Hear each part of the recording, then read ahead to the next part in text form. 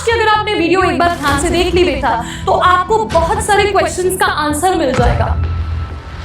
Strategy कि कैसे हमें स्कोर करना है एग्जाम में 95% और क्या नहीं करना है उसके ऊपर बात करेंगे हम लोग। देखो कि कैसे आपको उसको कंपोजिशन को क्रिएट करना है। 15 मिनट्स दो और 15 मिनट्स में नोटिस करो कि हम कितनी ज्यादा गलतियां कर रहे हैं। जितने भी टॉपिक्स बेटा यहाँ पर है वेरी इंटरेस्टिंग। टीचर कॉन्स्टेंटली आपको बताते रहते हैं कि कैसे आप बोर्ड में अच्छा स्कोर कर सकते हो। तो बेटा प्रोक्रास्टिनेशन बिल्कुल नहीं करनी है, इससे बहुत ज्यादा बैकलॉग क्रिएट हो जाता है। मन में भी हम बोलने लगते हैं नहीं मेरी गलती नहीं। आप पीडब्ल्यू के साथ जो है वो जुड़ चुके हो। अब आपको ये बात को ध्यान रखना है कि हमें किसी भी चीज पर गिव अप नहीं करना है। हेलो मेरे प्यारे बच्चों, कैसे हैं आप लोग? A very hearty welcome to this mind blowing platform physics वाला। My name is Rupa Sharma और बच्चों आज लेकर आई हूं मैं आपके लिए एक स्ट्रैटेजी प्लान। स्ट्रैटेजी कि कैसे हमें स्कोर करना है एग्जाम में 95%। अब कहेंगे कुछ बच्चे मैम जरूरी नहीं है कि हमें 95% स्कोर करना है, किसी बच्चे का 95 प्लस भी हो सकता है और कोई बच्चा कहेगा कि हमें 70-80 स्कोर करना है and we are satisfied with it. तो बेटा जितना भी आपको स्कोर करना है that is up to you, लेकिन उसे हमने करना कैसे है, कैसे हमारी एक स्ट्रैटेजी होनी चाहिए। आज की अगर आपने वीडियो एक बार ध्यान से देख ली बेटा तो आपको बहुत सारे क्वेश्चंस का आंसर मिल जाएगा। स्टूडेंट्स के पास बहुत सारे क्वेश्चंस होते हैं। क्वेश्चन सिर्फ टॉपिक से रिलेटेड ही नहीं होते हैं, एग्जाम जो आपके जितने भी चैप्टर्स होते हैं उनसे रिलेटेड नहीं होते हैं। वैसे भी बहुत सारे बच्चों के मन में क्वेश्चंस होते हैं कि मैम इतना ज्यादा सिलेबस है, कैसे उसे कवर करेंगे, एग्जाम में इतने सारे टॉपिक्स आ रहे हैं, ऑर्गेनाइजेशन कैसे करें। किसी बच्चे से टाइम टेबल नहीं बन पा रहा है, कोई बच्चा टाइम टेबल बनाता है लेकिन उसे फॉलो नहीं कर पा रहा है। तो बच्चों उसके लिए आपको एक पुश चाहिए, एक मोटिवेशन चाहिए और ये जो वीडियो है ये वही है। आप लोगों को ये बताने के लिए मैं ये नहीं कहूंगी कि मैं आपको बहुत ज्यादा मोटिवेट करने वाली हूं, ठीक है, क्योंकि मोटिवेशन आप खुद ही है। आप मोटिवेशन अपने लिए आपको पहले खुद को ही समझना होगा, आइडेंटिफाई करना होगा अपनी प्रॉब्लम को, और ये वीडियो आपको उसके लिए पूरी तरीके से हेल्प करने वाली है। आज हम लोग इस बारे में डिस्कस करने वाले हैं कि कैसे हमें अच्छे से एक प्लान बनाना है और क्या नहीं करना है उसके ऊपर बात करेंगे हम लोग। ये भी देखेंगे कि क्या क्या हमारा सिलेबस है और छोटे छोटे टिप्स एंड ट्रिक्स मैं आपको थ्रू आउट द वीडियो देती जाऊंगी, तो ध्यान से इस वीडियो को देखिएगा। तो चलिए बेटा स्टार्ट करते हैं। सबसे पहले आपको पता है बेटा पेपर 1 पेपर 2 इंग्लिश में 2 पेपर्स है। पेपर 1 है आपका इंग्लिश लैंग्वेज का, पेपर 2 है आपका लिटरेचर का। तो बेटा आपको पता है बोर्ड के अलग अलग दिन ये पेपर होते हैं और दोनों में ही बहुत सारा सिलेबस है। आईसीएसई अगर सीबीएसई के कंपैरिजन में देखें तो दो एक तो एग्जाम्स होते हैं और दोनों एग्जाम्स में काफ़ी सारा आपका सिलेबस होता है। राइटिंग स्किल्स की बात करें, ग्रामर में भी कई सारे टॉपिक्स कवर हो जाते हैं। तो कैसे इन चीज़ों को हमें करना है, एक लेआउट तैयार करना बहुत ज़्यादा ज़रूरी है, वो हम लोग करेंगे। मार्क्स बेटा आपको पता है दोनों का ही सेम वेटेज है और दोनों में टाइमिंग भी सेम दिया जाता है। 80 मार्क्स का पेपर है और 2 आवर्स आपको अलग अलग दिन जो है वो पेपर होगा और आपको 2 आवर्स मिलेंगे। सबसे पहले let's discuss about the English language paper. तो इंग्लिश लैंग्वेज की बात करते हैं बेटा। सबसे पहले तो आपका राइटिंग स्किल से ही स्टार्ट हो जाता है। कंपोजिशन है, कंपोजिशन 20 मार्क्स का, देन लेटर है आपका 10 मार्क्स का, नोटिस एंड ईमेल है 5 मार्क्स के, and then you get an unseen prose. Unseen prose भी आपका 20 मार्क्स का है। 12 मार्क्स के बेटा आपको क्वेश्चंस आते हैं based on the passage, and then 8 marks is to write the precis writing. Precis writing ma'am बड़ी प्रॉब्लम होती है प्रेसेज राइटिंग में, क्या करें, है ना।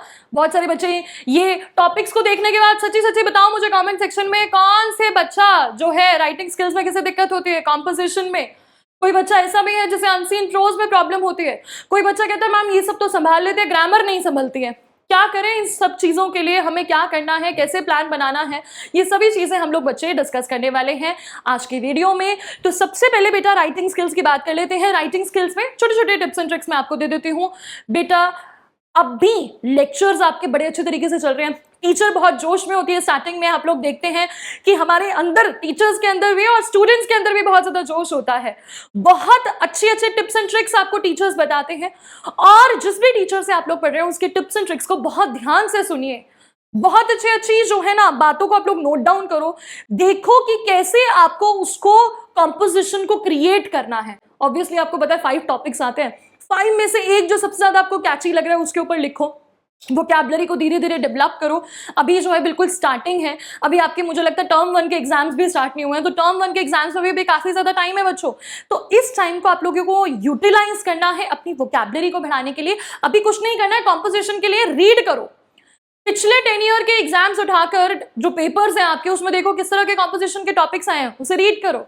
फिर उसके बाद लेटर के लिए भी सेम चीज है बेटा। लेटर के लिए फॉर्मेट इज द किंग। एक फॉर्मल लेटर, एक इनफॉर्मल लेटर आपको आता है, तो दोनों के फॉर्मेट से तो अच्छे तरीके से आपको याद करने हैं। फॉर्मेट इज द किंग, ये लाइन जो है आप लोग रट लो कि हमें फॉर्मेट अच्छे तरीके से आना चाहिए। एक अच्छी सी ओपनिंग सेंटेंस, एक अच्छा सा क्लोजिंग सेंटेंस, ये चीजें हमें करनी है। नोटिस एंड ईमेल में भी बेटा सेम बात मैं रिपीट करूंगी, format again is very important. आपको पता है एक दो फॉर्मेट्स, जैसे कि जब हमारे इसमें लेक्चर शुरू हो जाएंगे चैनल पे, तो मैं आपको बताऊंगी कि किस तरह से नोटिस और ईमेल में दो फॉर्मेट्स होते हैं। दोनों फॉर्मेट्स में आप उसे लिख सकते हो। आपके टीचर जिस फॉर्मेट को सही समझते हो, उस फॉर्मेट को अच्छे तरीके से नोट डाउन करो। Okay, then unseen prose, practice practice practice. बहुत सारे बच्चों को मैंने देखा है कि अनसीन प्रोज की बात करते हैं तो बच्चे कहते हैं मैम अनसीन प्रोज में तो हम लोग प्रो हैं एकदम, हम लोग सिर्फ एग्जाम वाले दिन जाते हैं अनसीन प्रोज को जो है सॉल्व कराते हैं। ऐसा नहीं है बच्चे।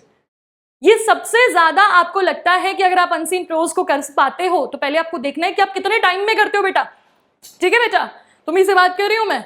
अनसीन प्रोज हो सकता है बहुत अच्छे तरीके से तुम करते हो, लेकिन कितने टाइम में करते हो ये बहुत इंपॉर्टेंट है। आपको पता है सिर्फ 2 ही आवर्स है आपके पास, उन 2 आवर्स में आपको इन सभी चीजों को मैनेज करना है बेटा। तो आपको सिर्फ यही नहीं देखना, क्योंकि मैम अनसीन प्रोज में मैम सामने सामने तो क्वेश्चन होते हैं तो 12 मार्क्स तो बिल्कुल कंफर्म है। नहीं बेटा, अच्छे से उसको जो है आपने देखना है कि मैं कितने टाइम में उसे कर रहा हूं। तो क्विकली करने के लिए क्या करना है बेटा, कंसिस्टेंटली प्रैक्टिस करते जाओ। ग्रामर की हम लोग बात करें बेटा, ग्रामर एकदम मैथ्स जैसे है, जैसे मैथ्स प्रैक्टिस मांगता है, बोलते हैं ना मैथ्स जो है प्रैक्टिस मांगता है, सिर्फ फॉर्मूलाज रटकर कुछ नहीं होता है। वैसे ही हमारे लिए ये ग्रामर के लिए भी रूल अप्लाई होता है। हम लोग भी क्या करते हैं बेटा, रूल पढ़ते रहते हो आप लोग। ठीक है, रूल्स पता नहीं कितनी बार पढ़ चुके हो, कितनी बार हमने टेंसेस कर लिए, क्योंकि 9th में भी सेम ही चीजें थी, है ना। रिपोर्टेड स्पीच आपका था, ट्रांसफॉर्मेशन ऑफ सेंटेंसेस, ये हम कितनी बार कर चुके हैं, 9th में भी कर चुके हैं, फिर भी हमसे गड़बड़ हो जाती है। क्यों? क्योंकि हम अपने एफर्ट्स में कंसिस्टेंट नहीं रहे, क्योंकि हमने इसके सिर्फ फॉर्मूलाज लर्न किए, हमने एक बार रूल को स्टडी किया और फिर हम सिर्फ एग्जाम वाले दिन सोचते हैं या एक दिन पहले सोचते हैं कि क्या करें, ग्रामर में कोई एक ऐसा मैजिक पोर्शन मिल जाए कि बढ़िया तरीके से सारे क्वेश्चन हो जाए। किसी भी मैजिक पोर्शन को मत ढूंढो, प्रैक्टिस करते जाओ। कितना टाइम लगता है प्रैक्टिस करने में? बिल्कुल भी नहीं लगता। ग्रामर को बेटा कितने मिनट्स देने हैं डेली? 15 मिनट्स। ठीक है, नोट डाउन कर लो मेरी बात को। अगर आप डेली 15 मिनट्स भी दे दोगे, बाकी सब्जेक्ट्स को बहुत बहुत टाइम देना पड़ता है। इंग्लिश के साथ द बेस्ट थिंग इज कि only 15 minutes you give, 15 minutes दो और 15 मिनट्स में नोटिस करो कि हम कितनी ज्यादा गलतियां कर रहे हैं, कहाँ हमारी मिस्टेक होती है। एक्चुअली में क्या मुझे रिपोर्टेड स्पीच में प्रॉब्लम है या मुझे एक्टिव पैसिव में प्रॉब्लम है कि मैं सही से कंजंक्शन नहीं लगा पाती हूँ या लगा पाता हूँ, उसे नोट डाउन करते रहो। एक नोटबुक मेंटेन करो, उसमें अपनी सारी मिस्टेक्स को लिखो। अगर हम लोग ईमेल लिखते हैं, ठीक है, ईमेल लिखते वक्त भी मुझे प्रॉब्लम हो जाती है। कुछ बच्चों को पता है कि मैम ईमेल में जो है ना मुझे सब्जेक्ट लिखना नहीं आता है, या फिर मुझे क्लोजिंग सेंटेंस अच्छे तरीके से नहीं मिलता। ओपनिंग में सेंटेंस में आई मैनेज, लेकिन क्लोजिंग अच्छे से नहीं मिलता। आइडेंटिफाई कर लिए प्रॉब्लम को, उसको लिखो कि मेरी ये प्रॉब्लम है, मुझे उसके ऊपर वर्क करना है, मुझे बहुत सारे एग्जाम्पल्स को पढ़ना है। और प्रेसिज राइटिंग, ठीक है, अनसीन प्रोज में आपका क्या है, प्रेसिज राइटिंग है। प्रेसिज राइटिंग मुझे लगता है सबसे ज्यादा बच्चे अगर किसी चीज में इशू फेस करते हैं तो वो है प्रेसिज राइटिंग। अब बच्चे मुझसे कई बार कहते हैं मैम प्रेसिज राइटिंग नहीं समझ में आता है, तो उनसे पूछती हूँ अच्छा बेटा वो तो ठीक है, क्लास 9th में भी प्रेसिज राइटिंग आई थी, कितनी बार लिखा तुमने पूरे 9th में, एक बार गिन के बताओ मुझे। तो बच्चा बोलता है मैम 3 बार एग्जाम्स हुए थे, 3 बार एग्जाम्स में, फिर उसके बाद एक बार मैम ने टॉपिक पढ़ाया था, फिर एक बार आपने टॉपिक पढ़ाया था, 5 बार। ठीक है, 5 बार उस बच्चे ने through out the year precious writing किया। तो 5 बार करने से कुछ नहीं होगा। Practice, it asks for practice. All these topics जितना ज्यादा प्रैक्टिस करोगे उतना ज्यादा ये टॉपिक्स आपके शार्प होते जाएंगे। खासकर प्रेसिज राइटिंग, अगर मैं आपको बात करूं कि कोई मैजिक पिल आपको मिल जाए जिसको खाते ही आपको प्रेसिज राइटिंग आ जाएगी, ऐसा नहीं है। You have to be consistent, you have to do lot of practice. तो बच्चों प्रैक्टिस करो। ठीक है भाई, आगे चलते हैं हमारे लिटरेचर की तरफ। तो लिटरेचर में भी मैम सिलेबस बहुत ज्यादा है। चलो बेटो ठीक है, अब हम लोग प्रोज और पोइट्री की बात करें तो सिर्फ 5 आपकी शॉर्ट स्टोरीज है, 5 आपकी पोइट्री है। ड्रामा, ड्रामा बहुत ज्यादा है मैम, बहुत ज्यादा ड्रामा है। एक्ट 3, 4, 5 तीनों आ रहे हैं, क्या करें? अच्छा, सबसे पहले बच्चों का क्वेश्चन रहता है कि मैम एक्ट 1 और 2 भी आएगा क्या पेपर में? नहीं आएगा बेटा, एक्ट 1 और 2 नहीं आएगा। एक्ट 1 एंड 2 का छोटा सा आपको समरी पढ़ लेना है एक बार, ठीक है, उसकी समरी पढ़ लेनी है।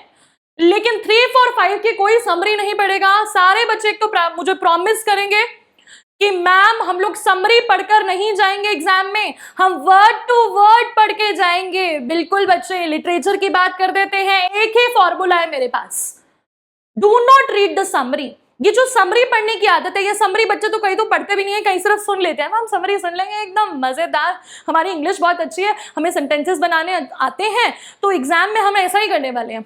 नहीं, ऐसा नहीं करना है आपको बेटा, वर्ड टू वर्ड पढ़ना है। खासकर if you talk about these act 3, 4, 5 हमारे जो बैचेस हैं पीडब्ल्यू के, उसमें अगर आपने एनरोल किया है, आपको पता है जब मैं पढ़ाती हूँ तो मैं आपको लाइन बाय लाइन पढ़ाती हूँ बेटा। लाइन बाय लाइन चीज को समझना बहुत जरूरी है, क्योंकि आपको पता है आपको एक्सट्रैक्ट आएगा, एक्सट्रैक्ट पर बेस्ड आपको क्वेश्चन आएंगे। कई बार वो उसको भी ब्रेक कर देते हैं, ब्रेक करके आपसे पूछ सकते हैं that what does that sentence mean. वो फ्रेज जो कि शेक्सपियरियन इंग्लिश में और न्यू इंग्लिश में बिल्कुल डिफरेंट है, उसका मीनिंग आपसे पूछा जा सकता है। तो बेटा रीड इट। साथ ही साथ लेट्स टॉक अबाउट प्रोज, बहुत इंटरेस्टिंग है बेटा, इस बार चैप्टर्स ही बहुत इंटरेस्टिंग है। मुझे लगता है विद द फोटोग्राफर आप सबने पढ़ लिया होगा, आपने देखा कितना ज्यादा ह्यूमर है उसमें, इतना irony, it is full of irony, it is full of humour, और हमें पढ़ते पढ़ते बहुत मजा आता है, बहुत हंसी भी आती है चैप्टर पढ़ के, आयन में थोड़ा सा बुरा भी लगता है। लेकिन ये सारे ही मैं आपको बता देती हूँ, जितने भी टॉपिक्स बेटा यहाँ पर है, वेरी इंटरेस्टिंग। इंटरेस्ट से पढ़ोगे, अच्छे से उस चीज को समझेंगे बेटा, अच्छे तरीके से हो जाएगा, ठीक है। देन पोइट्री, हॉन्टेड हाउसेस पढ़ लिया ना सबने, कितना मजा आया ना हॉन्टेड हाउसेस पढ़ने में, एक अलग ही डायमेंशन में चले गए हम लोग, मेटाफिजिकल वर्ल्ड की बात करने लगे हम लोग हॉन्टेड हाउसेस में।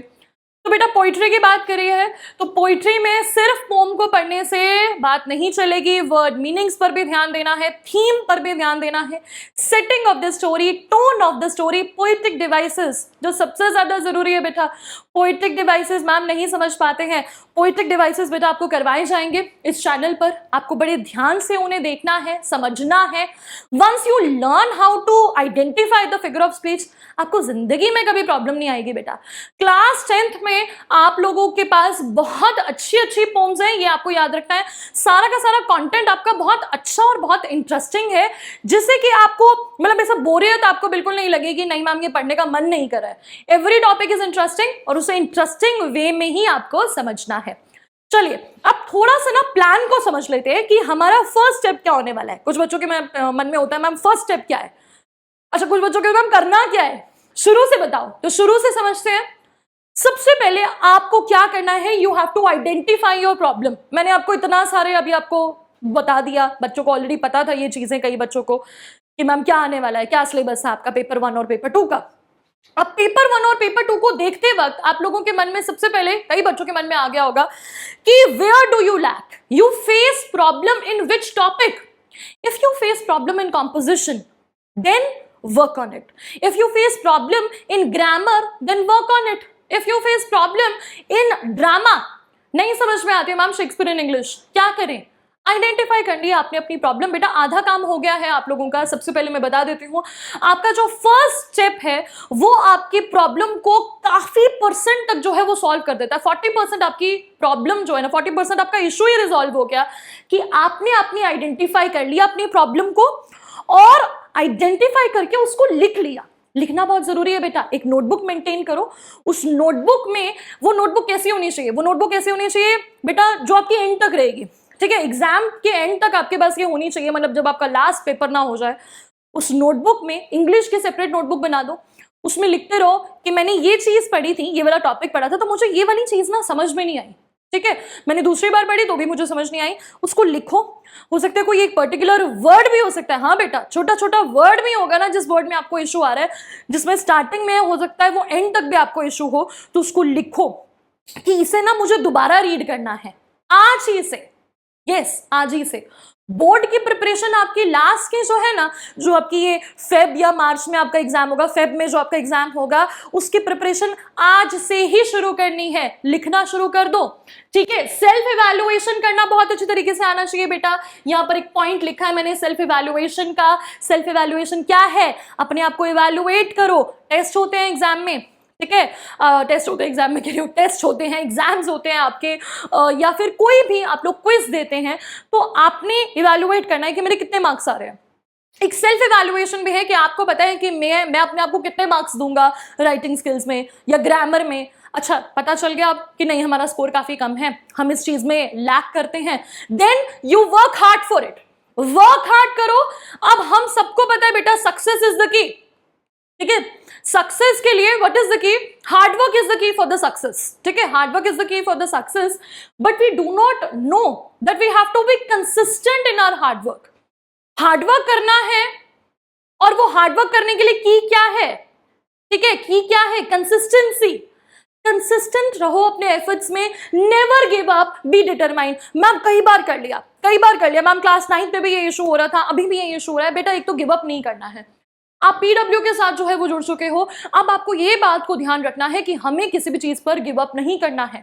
कहीं भी आपका डाउट आता है किसी भी टॉपिक में, तो आप फटाफट से पूछो। जिससे भी आप लोग पढ़ रहे हो उनसे फटाफट से आपको उस डाउट को क्लियर करना है। मन में उस डाउट को बिठाकर नहीं रखना है। सबसे पहले आपके मन में कभी ये नहीं आना चाहिए कि नहीं, मुझे ये चीज नहीं आती है, मैं इसे नहीं कर सकता, मैम जितना भी हम लोग ट्राई कर ले हम कॉम्पोजिशन में अच्छे मार्क्स नहीं ला सकते। नहीं, सबसे पहले अपने मन से ये निकाल दो। Motivate yourself. कई बच्चे मोटिवेशन ढूंढते हैं इधर उधर से, मोटिवेशन आपके अंदर से आ सकती है, मैं इतना बता देती हूं आपको। सबसे पहले इस बात को आपको याद रखना है that only you can motivate yourself. Believe in yourself, अपने अंदर बिलीव करो। क्या बिलीव करो? कि मेरे को जो ये टॉपिक नहीं आता ना, मैं उसे अच्छे तरीके से कर सकता हूं, ठीक है। और वो कैसे कर सकता हूं? पहले एफर्ट करो, एक्शन लो उसके अगेंस्ट। ट्रांसफॉर्मेशन ऑफ सेंटेंसेस में प्रॉब्लम आती है मैम, कंजंक्शन कभी समझ में नहीं आते मैम, प्रेपोजिशंस में बहुत ज्यादा प्रॉब्लम होती है। तो प्रेपोजिशंस में प्रॉब्लम होती है क्यों? क्योंकि आप जो है उसके लिए कंसिस्टेंट परसिस्टेंटली वर्क नहीं कर रहे हो। तो आप लोग वर्क करो, जितना हो सकता है उतना करो। जैसे मैंने बोला 15 मिनट्स डेली दो। कॉम्पोजिशन है, लेटर राइटिंग है, उसके लिए आपने क्या करना है, कितनी बार करना है, इतना बस याद रखना, वीक में वंस इन अ वीक आपको कॉम्पोजिशन लिखना है, ठीक है। एक लेटर लिखना है, एक ईमेल लिखना है, एक नोटिस लिखना है, बस वंस अ वीक सिर्फ एक बार आपने ऐसा करना है। मैं ये नहीं कहूंगी कि डेली डेली करो, इतना टाइम नहीं है आपके पास। तो कितना हो गया बेटा? मंथली आपको, जब आपका मंथ खत्म हो जाता है, मंथ के एंड में आप लोग देखो कि आपने कितने कॉम्पोजिशंस लिखे। 4 कॉम्पोजिशंस हो गए आपके, 4 नोटिस, 4 ईमेल, बस इतने सफिशिएंट है बेटा। हाँ, कभी टेस्ट वेस्ट हो तो थोड़ा ज्यादा पढ़ लेना, ये मत कहना कि नहीं एक एक ही करेंगे, अच्छे तरीके से उसे स्टडी करो। Then listen to your Guru. Yes, it's very important. ठीक है, listen to your guru, follow the tips and tricks. आपके टीचर्स आपको बहुत सारे टिप्स एंड ट्रिक्स देते हैं बेटा डेली बेसिस पे, ठीक है। ये बात आपको हमेशा याद रखनी है। स्टूडेंट लाइफ में it's very important to listen to all the important things your teacher is telling you. Class में कई बच्चों को हम लोग देखते हैं मस्ती में जो है रहते हैं, ठीक है। मस्ती करना बहुत जरूरी है, स्टूडेंट लाइफ में मस्ती नहीं करोगे तो कब करोगे, ठीक है। तो मस्ती करो, लेकिन साथ ही साथ कैसा होना चाहिए, एकदम जो है हमारा एक कान टीचर की तरफ भी होना चाहिए कि कहीं अगर उन्होंने कोई इंपॉर्टेंट आपको टिप्स एंड ट्रिक्स दिए हैं, टीचर कॉन्स्टेंटली आपको बताते रहते हैं कि कैसे आप बोर्ड में अच्छा स्कोर कर सकते हो, और उस चीज को आपने नोट डाउन करते जाना है। वही जो आपने सेपरेट नोटबुक बनाई थी, ठीक है, अभी बना लिया ना, मैंने बोला ना जिसमें आपको अपनी प्रॉब्लम्स लिखनी है, उस नोटबुक में जाकर ये भी लिख दो कि हाँ भाई टीचर ने आज हमें ये बताया था कि कभी अगर नोटिस लिखना है तो नोटिस में बेटा ये वाली बात जरूर ध्यान रखना। जैसे मैंने आपको बोला लेटर लिखते हो, एक बार बता देती हूँ, लेटर में जैसे फॉर्मेट इज द किंग, चाहे लेटर हो गया, नोटिस हो गया, ईमेल हो गया, फॉर्मेट इज द किंग। एक बार फॉर्मेट आपका अच्छे तरीके से आ गया, टीचर आपका जो है बहुत ज्यादा इंप्रेस हो जाते हैं कि इस बच्चे ने फॉर्मेट इतना अच्छा लिखा है, कितना अच्छा ओपनिंग सेंटेंस लिखा है, कितनी अच्छी क्लोजिंग है, तो they give you very good marks. तो क्या करना है, ये अगर एक इंपॉर्टेंट टिप है तो फटाफट से बेटा उसको नोट डाउन कर लो। Then comes the don'ts, what you don't have to do. ये आइडेंटिफाई करना भी बहुत ज्यादा जरूरी है। सबसे पहले बेटा आ जाता है प्रोक्रास्टिनेशन। हाँ जी, प्रोक्रास्टिनेशन का मतलब क्या है, कल करेंगे, आज मन नहीं है, ठीक है। बेटा मम्मा कहेंगे बेटा पढ़ लो, अभी नहीं मम्मी अभी नहीं, पहले मैगी बना लो, फिर उसके बाद मैगी खा के फिर पढ़ूंगा। ठीक है, डिनर के बाद पढ़ूंगा, कल सुबह उठ के पढ़ूंगा, मंडे से चालू करेंगे, ठीक है, मंडे से चालू करेंगे। सब लोग मंडे से ही शुरू करते हैं, मंडे से शुरू करेंगे हम तो नहीं, ऐसा नहीं है। प्रोक्रास्टिनेशन नहीं करनी है। प्रोक्रास्टिनेशन करने की वजह से क्या हो जाता है बेटा, सबसे पहले बहुत ज्यादा आपका बैकलॉग हो जाता है। बैकलॉग नहीं आना चाहिए। आप किसी भी तरीके की क्लासेस लेते हो बेटा, आपके स्कूल्स में भी लेक्चर्स होते हैं, तो स्कूल के लेक्चर्स में भी मैंने कई बच्चों को देखा कि जिस दिन जो टॉपिक पढ़ाया हुआ है ना, वो उसी दिन पढ़ लेते हैं। ठीक है, फॉर एग्जाम्पल आज टीचर ने आपको विद द फोटोग्राफर पढ़ाया या हॉन्टेड हाउसेस पढ़ाया, तो जिस दिन जो टॉपिक पढ़ाया टीचर ने आपको ना सिर्फ पढ़ाया ही नहीं, बहुत ज्यादा और एक्स्ट्रा बातें भी बताई। ये भी बताया कि बेटा इस तरह का क्वेश्चन आ सकता है एग्जाम में, बेटा आंसर में ना आपने ऐसे लिखना है, बेटा ये वाला जो पोइटिक डिवाइस है ना ये बड़ा इंपॉर्टेंट है, ये नया पोइटिक डिवाइस है। अब क्लास में तो आप बड़े ध्यान से ठीक है ठीक है ठीक है ठीक है ठीक है, लेकिन घर में आके आपने उसे रिवाइज नहीं किया, नोटबुक को खोलकर देखा नहीं। अब नोटबुक में वो लिखा रह जाता है, आप फिर उसको महीने बाद जो है वो खोलते हो, फिर आपको याद ही नहीं रहता कि इसका क्या रिलेशनशिप था, टीचर ने क्या बोला था। तो सबसे पहले तो बेटा क्या करना है ना, वो याद है ना क्या होता था स्कूल, जब हम लोग 3rd 4th 5th में थे तो टीचर आपको क्लास वर्क देती थी, फिर साथ में होमवर्क दिया करती थी। ठीक है, 5 सम्स क्लास वर्क में, 5 सम्स होमवर्क में, और होमवर्क करके जाना पड़ता था डेली। ठीक है, एडिशन सब्ट्रैक्शन के ऐसे क्वेश्चन मिलते थे ना, क्लास वर्क CW HW, तो HW करना भी बड़ा जरूरी होता था। HW करते करते हम लोग क्लास वर्क भी देख लिया करते थे। मुझे लगता है वही जमाना वापस आ जाना चाहिए। 10th में भी बिल्कुल ऐसा ही होना चाहिए आप लोगों के साथ कि आपको उसी दिन होमवर्क मिल जाए, ताकि आप क्लास वर्क पर भी थोड़ा सा ध्यान दे दो, एटलीस्ट अपनी नोटबुक को ओपन करो। तो बेटा प्रोक्रास्टिनेशन बिल्कुल नहीं करनी है, इससे बहुत ज्यादा बैकलॉग क्रिएट हो जाता है।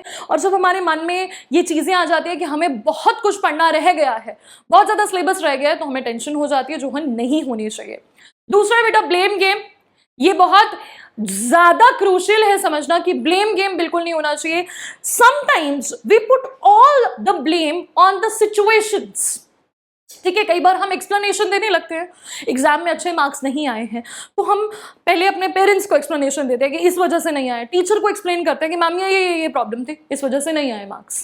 ठीक है, और कई बार ऐसा ब्लेम करते करते हम खुद को भी ब्लेम देने लगते हैं, खुद को नहीं मतलब खुद के सामने भी, मन में भी हम बोलने लगते हैं नहीं नहीं नहीं ये मेरी गलती नहीं है, ये मेरी वजह से नहीं हुआ, ये XYZ फैक्टर था, टीचर ने अच्छे से नहीं समझाया था। अच्छा ये नहीं आपको ध्यान रहता, शायद आपने ध्यान से नहीं सुना था, तो ध्यान से उस चीज को याद रखना है आपने। ब्लेम गेम बिल्कुल मत खेलो। ब्लेम, मैं ये भी नहीं कहती सारा ब्लेम अपने ऊपर ले लो, बट बेटा आपने इतने अच्छे से प्रैक्टिस करना है, अपने एफर्ट्स आपके इतने बढ़िया होने चाहिए, परफेक्ट होने चाहिए कि आप किसी दूसरे पर ब्लेम ही ना कर पाओ।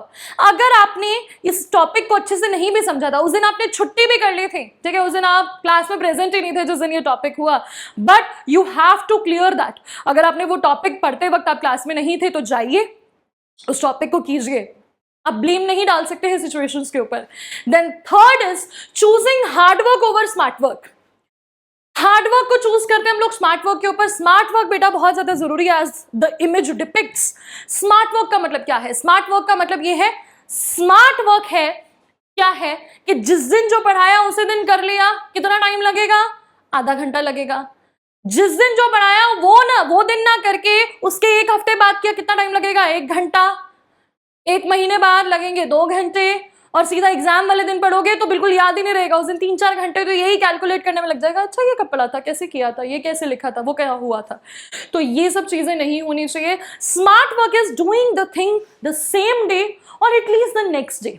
लेक्चर करने के बाद, लेक्चर सुनने के बाद मैंने कई बच्चों को देखा है कि वो 10-15 मिनट जो है ना ऐसे शांति से बैठ जाते हैं और सोचते हैं, अपने मन में एनालाइज करते हैं, ठीक है, सोचते हैं, give it a deep thought कि आज क्लास में हुआ क्या क्या था। वाकई में बच्चों ये चीज अगर आप करोगे बहुत अच्छा होगा। लेक्चर सुना, क्लास में आपकी टीचर ने टॉपिक खत्म किया, just sit for 2-3 minutes, try to grasp everything जो आपने अभी एब्जॉर्ब की है, सारी एजुकेशन, अपना जो भी उन्होंने आपको पढ़ाया है, जो भी आपको चीजें उन्होंने दी हैं उसको आपने एब्जॉर्ब करना है। और यस, उसके बाद लिखो कि मैंने ये चीज़ अच्छे से करी है और ये चीज़ जो है मुझे इसमें डाउट था, ये मुझे समझना है। उसी दिन करोगे बेटा तो बहुत ज़्यादा आपको हेल्प होगी। अगर आपके पास टाइम नहीं है। मैम क्या करें, आप क्या बोल रहे हो?